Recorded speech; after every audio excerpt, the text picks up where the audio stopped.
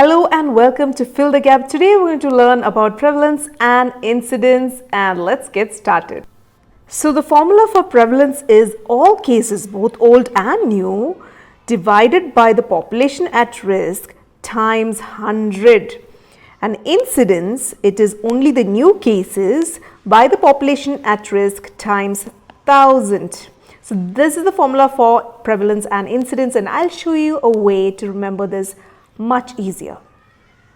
So now do you see any clues here? So prevalence has the word AL, which sounds like all, so that will help you remember that all cases comes under prevalence.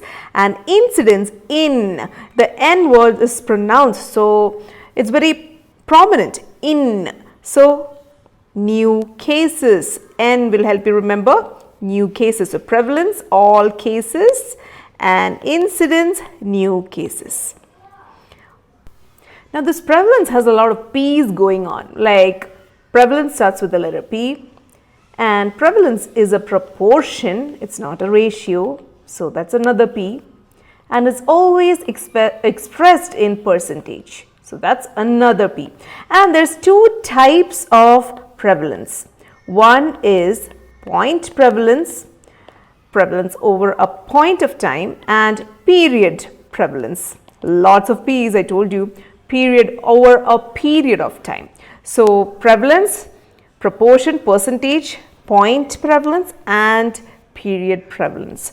So this is all about prevalence. Remember that it's expressed always in percentage. Now it is determined by the cross-sectional study. Prevalence can be determined by the cross-sectional study. Now let's talk about incidence. So incidence is the new cases occurring in a defined population over a specific period of time, and is the best measure, you may want to note this down, of disease frequency in etiological studies. Best measure of disease frequency in etiological studies.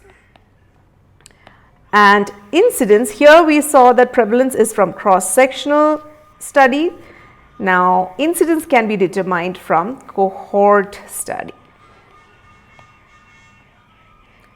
Now, what is the difference, or what is the relationship between incidence and prevalence?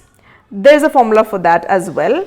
So, suppose that on the assumption that the population is stable and incidence and duration is unchanging, prevalence, which stands for P, is equal to incidence into duration. So incidence times duration, duration is the mean duration of the disease, mean duration of the disease.